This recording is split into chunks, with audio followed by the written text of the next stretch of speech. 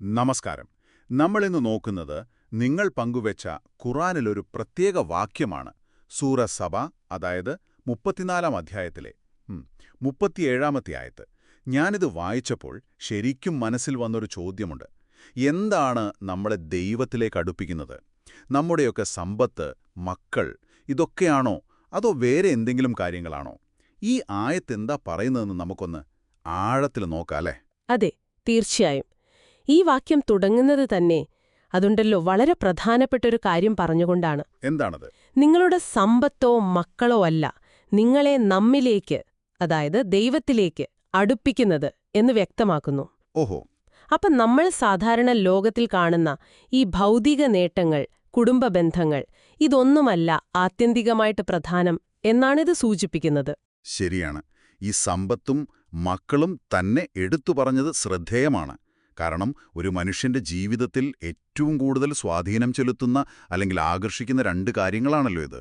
അതെ അതെ, ഒരുപാട് ആശങ്കകളും പ്രതീക്ഷകളും ഒക്കെ ഇതുമായി ബന്ധപ്പെട്ടാണല്ലോ വരുന്നത്. അപ്പോ ഇതല്ല അടുപ്പം നൽകുന്നതെങ്കിൽ പിന്നെ എന്താണ് ശരിക്കും ആ ഒരു അടുപ്പം തരുന്നത്? അതാണ് വാക്യത്തിന്റെ അടുത്ത ഭാഗം പറയുന്നത്. പക്ഷേ വിശ്വസിക്കുകയും നല്ല കർമ്മം പ്രവർത്തിക്കുകയും ചെയ്തവരാരോ, ഓക്കേ, അവർക്കത്രേ തങ്ങൾ പ്രവർത്തിച്ചതിന്റെ ഫലമായി ഇരട്ടി പ്രതിഫലമുള്ളത്. അപ്പൊ ഇവിടെ രണ്ട് കാര്യങ്ങൾക്കാണ് ഊന്നൽ. ഒന്ന് വിശ്വാസം, അതായത് ഈമാൻ. രണ്ട് സൽക്കർമ്മം, അമൽ സ്വാലിഹ്. ഇവ രണ്ടും ഒരുമിച്ച് വരുമ്പോഴാണ് ദൈവത്തിലേക്ക് അടുക്കാൻ പറ്റുന്നത്, ശരിക്കുള്ള പ്രതിഫലം കിട്ടുന്നത്. അല്ലാതെ കുറേ സമ്പത്തുണ്ടായിട്ടോ മക്കളുണ്ടായിട്ടോ കാര്യമില്ല എന്നാണ് പറയുന്നത്. ഈ ഇരട്ടി പ്രതിഫലം എന്നുള്ളത് അതെന്താ അങ്ങനെ പറഞ്ഞിരിക്കുന്നത്? വെറും പ്രതിഫലമെന്നല്ലല്ലോ. ഇരട്ടി എന്ന് പറയുമ്പോൾ അതിനൊരു പ്രത്യേക അർത്ഥം ഉണ്ടാവുമല്ലോ, അല്ലേ? തീർച്ചയായും, അതൊരു നല്ല പോയിന്റാണ്. ഈ ഇരട്ടി എന്നത് ഒരുപക്ഷേ എന്താ പറയാം, ദൈവത്തിന്റെ ഒരു വലിയ ഔദാര്യത്തെ കാണിക്കുന്നതാവാം. അല്ലെങ്കിൽ അവർ ചെയ്ത നല്ല കാര്യങ്ങൾക്കുള്ള പ്രതിഫലവും അതിന് കാരണമായ അവിശ്വാസത്തിനുള്ള പ്രതിഫലവും ചേർന്നതാവാം.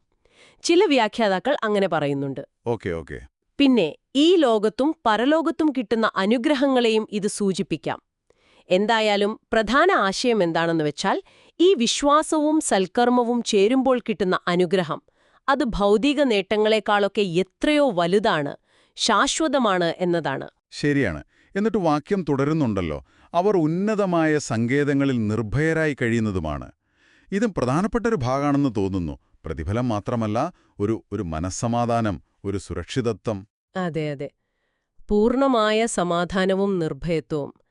ഈ ഉന്നതമായ സങ്കേതങ്ങളെന്ന് പറയുന്നത് സ്വർഗത്തിലെ ആ ഒരു ശാന്തമായ അവസ്ഥയാണ്. നമ്മൾ ഈ ലോകത്ത് കാണുന്ന സമ്പത്തും സ്ഥാനമാനങ്ങളുമൊക്കെ പലപ്പോഴും ടെൻഷൻ തരുന്ന കാര്യങ്ങളാണ്. അത് പോവോ എന്ന പേടി, കൂടുതൽ വേണമെന്നുള്ള ആഗ്രഹം. ശരിയാണ്, മത്സരങ്ങൾ. അതെ. എന്നാൽ ഈ വിശ്വാസത്തിലൂടെയും നല്ല പ്രവൃത്തികളിലൂടെയും കിട്ടുന്ന ആത്മീയമായ സ്ഥാനം, അത് എല്ലാ പേടികളിൽ നിന്നും ഉത്കണ്ഠകളിൽ നിന്നുമൊക്കെയൊരു മോചനം തരുന്ന ഒന്നാണ്. ശാശ്വതമായ സമാധാനം. അതാണ് യഥാർത്ഥ നിർഭയത്വം എന്ന് പറയുന്നത്. അപ്പോ ഈ വിശ്വാസവും സൽക്കർമ്മവും തമ്മിൽ നല്ലൊരു ബന്ധമുണ്ടെന്ന് പറഞ്ഞു. ഒന്നുണ്ടെങ്കിൽ മറ്റത് തനിയെ വരുവോ? അതോ നമ്മളെ രണ്ടും ഒരുപോലെ ശ്രദ്ധിക്കണോ ഈ വാക്യമനുസരിച്ച്? ഈ വാക്യം വെച്ച് നോക്കുമ്പോൾ രണ്ടും ഒരുമിച്ച് കൊണ്ടുപോകണം. ശരിക്കുമുള്ള വിശ്വാസമുണ്ടെങ്കിൽ അത് സ്വാഭാവികമായിട്ടും നല്ല കാര്യങ്ങൾ ചെയ്യാൻ പ്രേരിപ്പിക്കും. എന്നുവെച്ചാല് നമ്മുടെ ഉള്ളിലെ വിശ്വാസം പുറത്ത് പ്രവൃത്തികളായിട്ട് വരണം. അതുപോലെ വെറുതെ ലോകരെ കാണിക്കാനോ മറ്റ് ലക്ഷ്യങ്ങൾക്കോ ചെയ്യുന്ന നല്ല കാര്യങ്ങൾക്ക് ഈ പറയുന്ന പ്രതിഫലം കിട്ടില്ല. അതായത് ഹൃദയത്തിലെ വിശ്വാസവും നമ്മുടെ പ്രവൃത്തികളും തമ്മിൽ ഒരു പൊരുത്തം വേണം. അതെ, അതാണ് പ്രധാനം. ഒന്ന് മറ്റൊന്നിനെ ശരിവെക്കുന്ന പോലെ. അപ്പോ ഇതിൽ നിന്ന് നമ്മൾ മനസ്സിലാക്കേണ്ട പ്രധാന കാര്യം എന്താണ്? നമ്മുടെ കയ്യിലുള്ള പണമോ നമ്മുടെ കുടുംബമോ സമൂഹത്തിലെ സ്ഥാനമോ ഇതൊന്നുമല്ല ദൈവവുമായുള്ള നമ്മുടെ ബന്ധം അളക്കുന്നത്. അല്ല, മറിച്ച് നമ്മുടെ മനസ്സിലെ വിശ്വാസം എത്രത്തോളം ആഴത്തിലുള്ളതാണ്, ആ വിശ്വാസം നമ്മുടെ ദിവസേനയുള്ള ജീവിതത്തിൽ, നമ്മുടെ പ്രവൃത്തികളിൽ എങ്ങനെയാണ് കാണുന്നത്, അതാണ് പ്രധാനം. യഥാർത്ഥത്തിൽ മൂല്യമുള്ളതും അവസാനം പ്രതിഫലം കിട്ടുന്നതും അതിനാണ്. തീർച്ചയായും. വളരെ ലളിതമായി തോന്നാമെങ്കിലും ശരിക്കും ആഴത്തിലുള്ള ഒരു ജീവിത തത്വം ഈ വാക്യം പറയുന്നുണ്ട്. ഇത് നമ്മളെക്കുറിച്ച് തന്നെ ചിന്തിക്കാൻ പ്രേരിപ്പിക്കും. നമ്മുടെ മുൻഗണനകൾ എന്തൊക്കെയാണ്, നമ്മൾ എന്തിനാണ് ഓടുന്നത്, നമ്മുടെ വിശ്വാസം നമ്മുടെ ജീവിതത്തിൽ കാണുന്നുണ്ടോ എന്നൊക്കെ. അതെ, നിങ്ങൾ ശ്രദ്ധിച്ചിട്ടുണ്ടാവും, ഈ വാക്യം നമ്മളെ ഓർമ്മിപ്പിക്കുകയാണ്, ഈ ലോകത്തിലെ നേട്ടങ്ങളൊക്കെ കുറച്ചു കാലത്തേക്കേ ഉള്ളൂ. ശരിയാണ്. പക്ഷേ വിശ്വാസവും അതനുസരിച്ചുള്ള നല്ല പ്രവൃത്തികളും അതിന് എന്നെന്നും നിലനിൽക്കുന്ന ഒരു മൂല്യമുണ്ട്.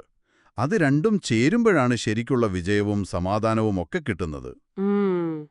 ഇനി ചിന്തിക്കാനൊരു കാര്യം കൂടി ഇതിലുണ്ട്.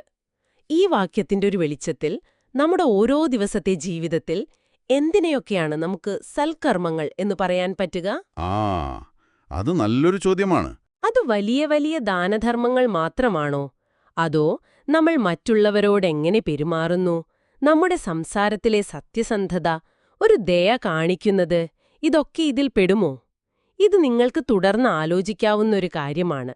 ഈ വിശ്വാസം എങ്ങനെയാണ് പ്രവൃത്തിയിലേക്ക് വരുന്നത് എന്നത് വളരെ പ്രധാനപ്പെട്ട ഒരു ചിന്തയാണ്.